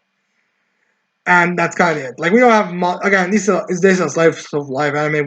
Manga, we can't really have much. But great to finally see Ruri Dragon return. I do hope that the writer has found a way to, deal with health so he doesn't end up, hospitalized for 2 years every time he releases 6 chapters, let's say. I don't know if Rouge Dragon is a bi-weekly series, no, or not, but whatever. I really do hope that the writer ends up doing something to make sure they're not hurt or stuff like that. But anyways, we end this chapter there. Then we have a couple, and then we get another series that I want to include, and that's Miyako-chan, which I for some reason forgot to type the chapter title, which I think it was chapter 64, 63. I don't know, I forgot about it. I think I was actually I remember I was looking for the title of the chapter, but I couldn't find it, so I completely forgot to write the chapter number. But regardless, new chapter Miyako-chan, as we just have Miracle. Well, Miko. We start the chapter off with Miko and Hana holding hands to warm each other up because it's winter when they are. In actual proper winter, unlike us, where our winter is basically just cold summers. But regardless, we have Miko and Hana holding hands, as then Michiru shows up, as she gets in between them, as they're all kind of holding hands in a circle. As we also find out that Michiru's tentacles are kind of spreading out randomly now. Like, they're not covering her entire thing. Like, Miko can now see her properly, but it's kind of like sometimes the tentacles will come out of her mouth, sometimes it will come out of her eyes, sometimes will just come randomly. And today it's kind of like a cutesy way where the tentacles kind of make her look like a little cute little devil, beautiful little devil. Because like one's make like kind of goat-like horns and the other one's like a tail.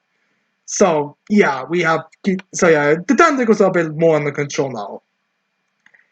As then we have yeah, Hana noticing that Yuria is kind of going to her class because she goes to a separate class that's next to them.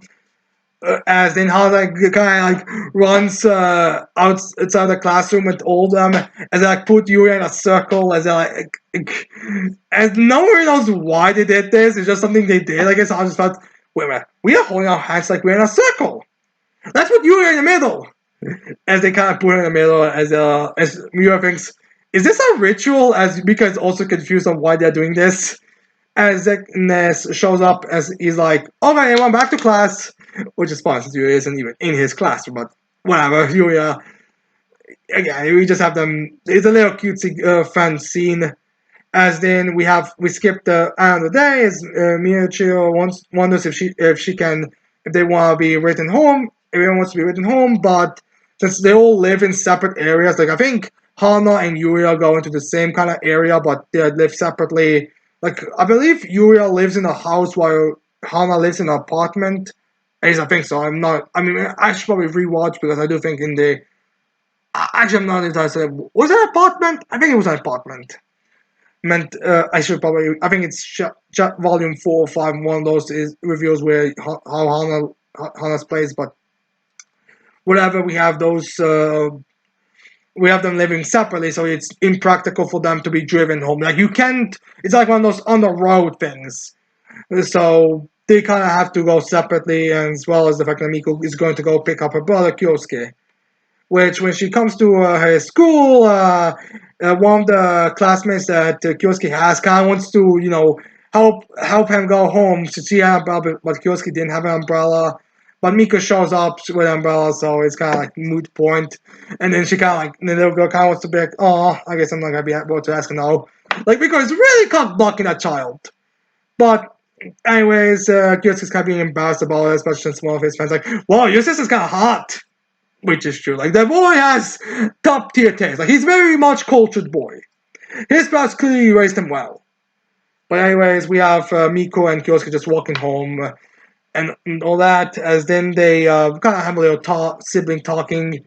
As then we have uh, Kyosuke. I mean, they try to go to grab something from a vending machine because that's what they have there. But then they spot, like, Kyosuke spots a little tiny little snowman. It's like, wow, this is a weird thing. As he kind of picks it up, but that is revealed to be a trap by some weird misshapen female ghost that seems to only wear a bra, has tentacles coming out of her ass. Is that what it looks like? And has like a giant round head. I think has like a face and a half. Like, it's a very weird design because Miko-chan's world has a very weird ghost designs. Some look a bit more normal than the others, but then you have very phallic and very weird ghosts. Like I think the volume 3 or volume that was connected to the anime's release has like an expression shows us the designs for all the ghosts that were in the anime, and then you have like one ghost, the one that was I think when they were in the sports gym, pretending sports equipment, like the ghost that was in that was like a box shape, like a square shaped, had like its legs be its balls. So yeah, very phallic things. But that ghost thing wants to grab it, so I think it's like a ghost of a predator, of a child predator maybe.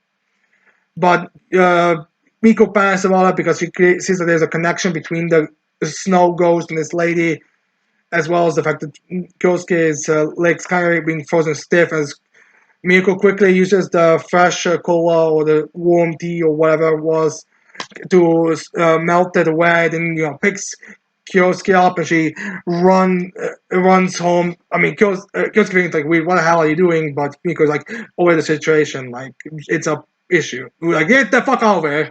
Because as soon as they get home, as soon as that weird ghost animal creature thing will protect that, and that theory is true because as soon as they get inside, and Miko quickly wants to take him to the bath. Like even she's so quick. She doesn't even think what she's doing. Like she's dragging to the bath. She's quickly taking her clothes down and immediately giving him a shower.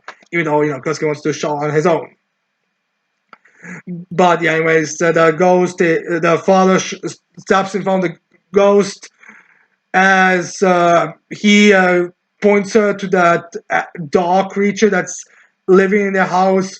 As like, not that she goes back to the pool that she was hiding in, and it scares that. As in, the father looks to a corner as he sees a cloaked figure standing there, but then the cloaked figure immediately disappears. And another thing is, we actually see this cloaked figure early in the chapter where Miko is on the bus. So this cloaked figure is very much following her.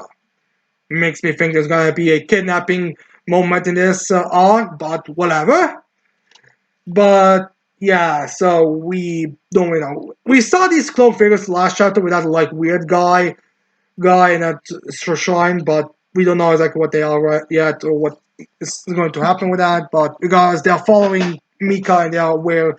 At least I think they are confirming this that Mika is aware of these ghosts. She can see them and that in pretty detail because Yuria would not be able to see that ghost. She would maybe see like an outline at some, because I think Yuria's seeing for does has increased a bit, but I'm not testing again. Yuria is kind of more of a comedy relief character, so it's kind of difficult to say if she does increase or not. But there is a change. But I think it was a bit of a growth. Like she at least saw the. Like I think she did see something, but that was a bit higher tier. But I'm not entirely certain right now. But yeah, that's the end of the chapter, and again, it was a very fun chapter with a very creepy and fucking weird ghost as well as I'm, building up the mystery. I'm wondering where this is gonna be going. And also, what the fuck is that ghost that Miko's father hangs out in Miko's house? Is that like a demon creature? I'm asking this because it seems like when it comes to whatever ghost, whatever spiritual creature, that thing is in its own tier of combat. Like, either it's Michirio's tentacles being tamed by it, or this Creed Predator just looking at it. All of those, like, no, get away from this creature. It's like, what is up with that ghost? Like, is this like that? Is that he like that guy who's on the subway who was like hitting people with its axe to see if they had like an evil spirit inside and then stuffing it in a back? Is that what that creature is?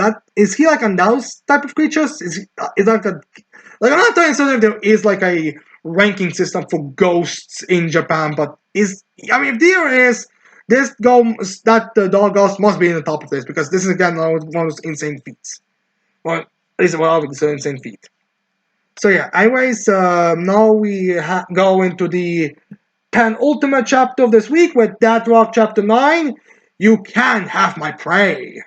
So we continue from the last chapter with Hien and Kuga confronting one another, and we get a backstory between the two.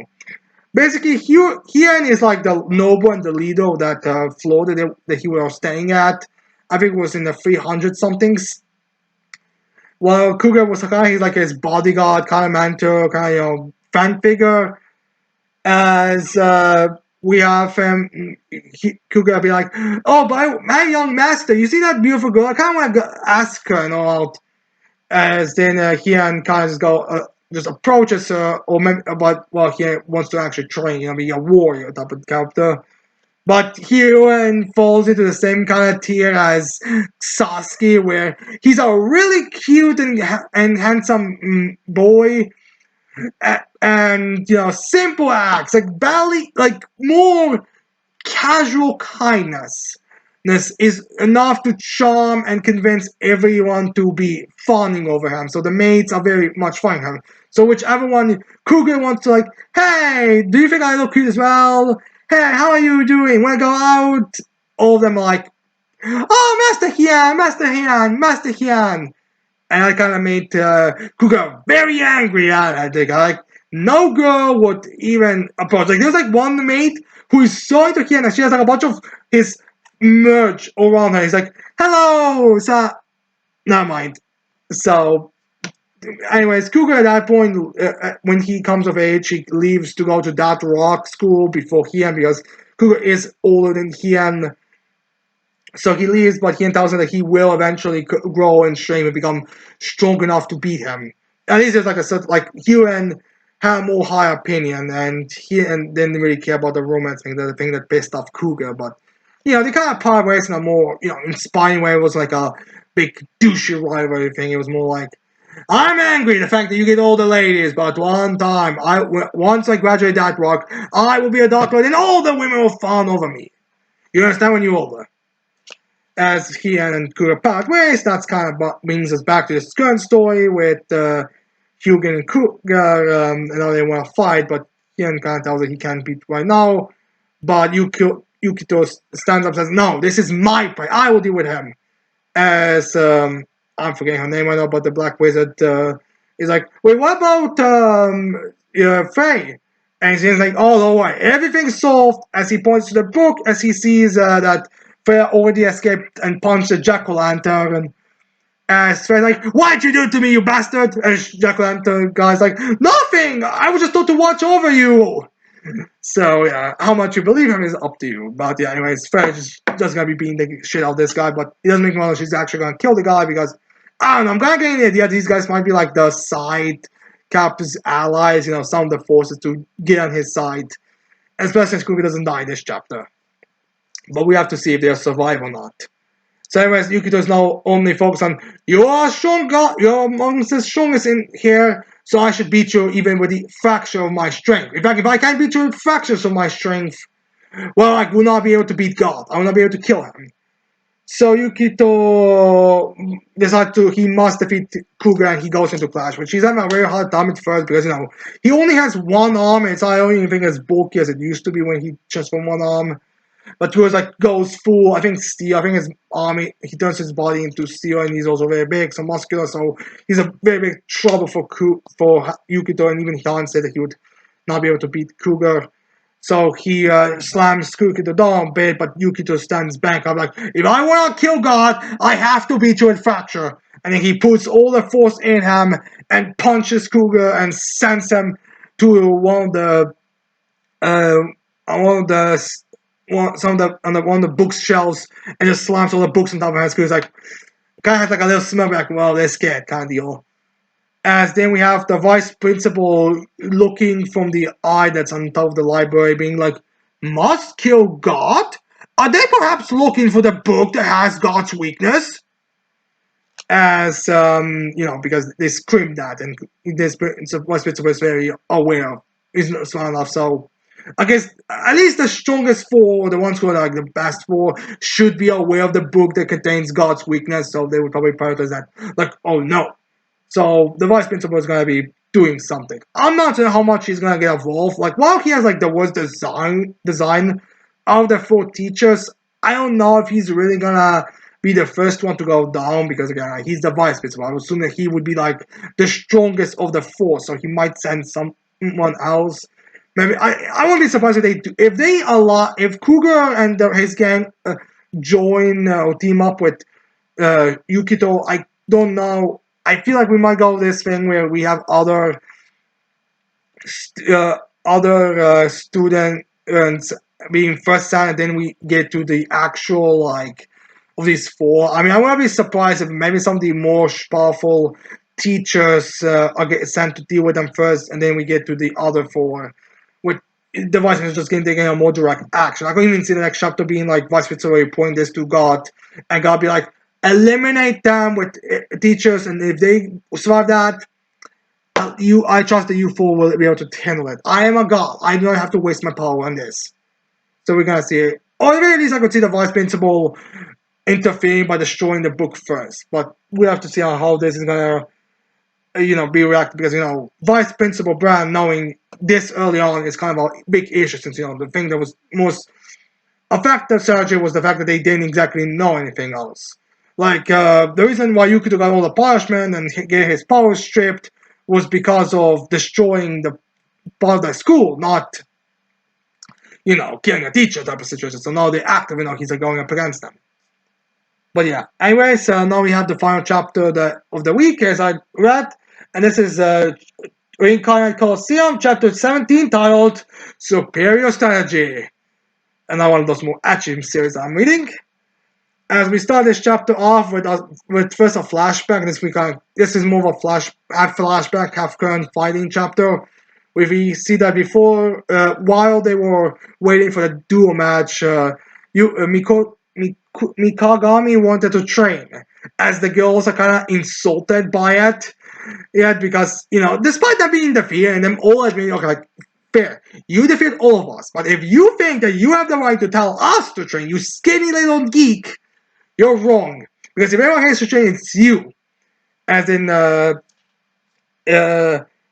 we have, what's, they do have such similar as Matri or Mitri or whatever, the one that the swords woman and the buff muscle mommy saying that they could train him with swords and physically train and all that.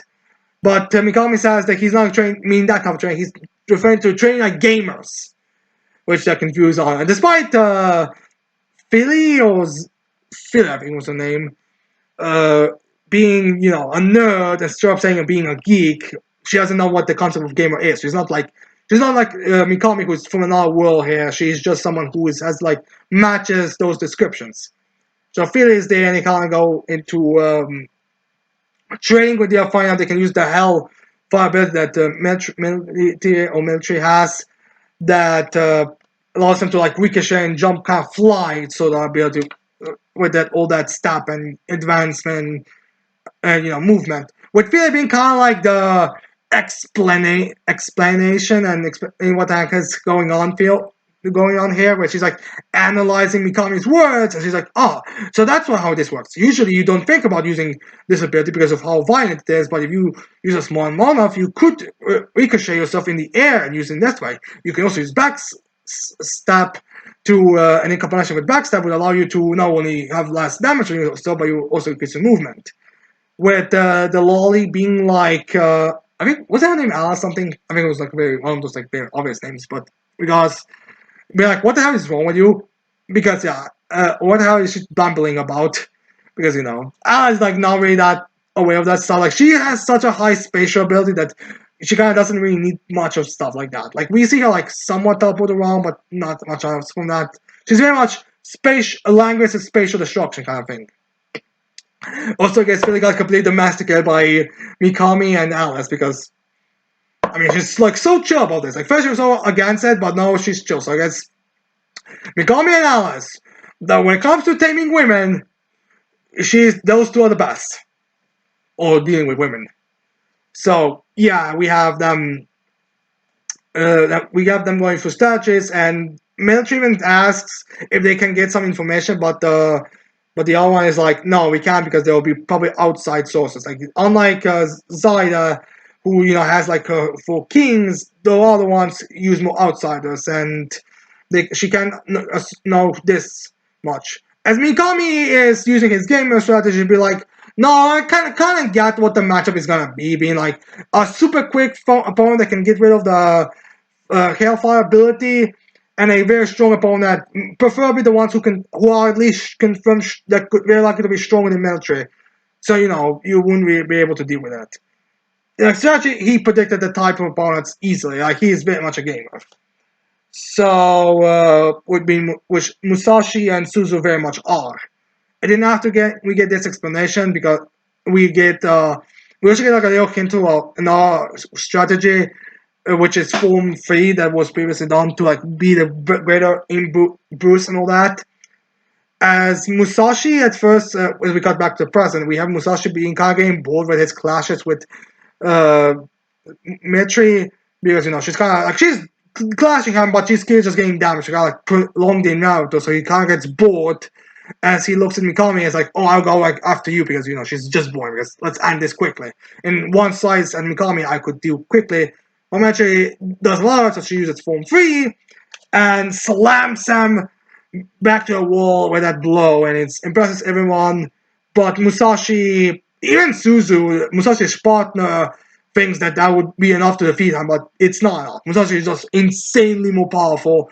So it's like, oh, now this is exciting. So he gets ready to fight. As the broker is like, no, not good. This isn't going long. He predicted the strategy and he got it all perfectly, but he underestimated the power level of these two. As we have even the giant has be like, oh yeah, the spectators make this fight so extremely equal, like it's back and forth, but it's actually not. Because Mikami and Metri are both at the end of their ropes in terms of stamina and all, while Musashi and Suzu are barely getting started. Like we're gonna go more equal. I'm not saying that they're like have like insane. Like I'm not saying they are using fractures, but it seems like it's like, oh, those two are still at the top of their game. But again, I don't think they're gonna win this match. It feels like a relatively early. The first match with a girl with a team duo, I don't think would really make sense for that one to be the one where Mikami loses already. Maybe the next one, or maybe even after, but I kind of doubt it. So I feel like there might be some strategy. Like, I'm gonna be surprised if Mikami revealed gave a strategy to Metre beforehand. Although maybe it's not, because Metre states, "Please hang out for 5 minutes." So it makes you kind of wonder if there is another strategy, or maybe it's like a lot. They look worse for wear, but they can still do enough blows to finish the two off. So we'll see how Musashi and so we have to see how this fight is gonna turn out. Pretty balanced so far. But anyways, we end this chapter off with the person who got Musashi and Suzuto to participate, which is a little lolly-like girl named Luna, who shows up and is like, "How are my slaves doing?" As the giant is like, "Oh, okay, they're doing great job on the selection here." As they're like, "Oh, by the way, do you remember what we promised each other?" As John is like, "Yes, if Musashi is a win, I promise you Zayed Seeds, since Zayed Seeds right now is kind of vulnerable due to the everything that's kind of losing all of the wasting a bunch of money on Mikami that did not benefit any fruit to her at least, and now she lost all of her four warriors, so now she's kind of like scrambling for power and resources. So now she's very vulnerable, and Giantess is like, if the Musashi is a win, we can give Luno a seat. So there's a bit of backroom gambling, which kind of makes me wonder there's gonna be which makes me wonder if there's gonna be like an enemy is my friend. But considering how Zaidi was doing the whole thing, I feel like her being enemy of my enemy and being my friend thing is kind of forced. I mean, it's very quick, especially what we find out that she did with Phil, doing the whole, changing her nephew's gender so he could participate because of his abilities. So I kind of question if having her, having that kind of story would really make sense without her being defeated, being properly punished for her behavior would really make sense. So we have to wait and see. Oh, who knows? Maybe Zayed and Luna are gonna have to fight against Mikami and another one and Phil to resolve this. So who knows? We'll have to wait and see that fun. But anyways, that's the end of the chapters and as well as the end of my chapter reading for this week. So yeah. Anyways, I hope you like these chapters I've been reading this week. Tell me in the comments below which chapters you were reading, what your thoughts on those were. And yeah, anyways, I hope you leave a like, subscribe to the channel for more videos in the future. And with that said, I cannot wait to see all of you mortals next time. Goodbye.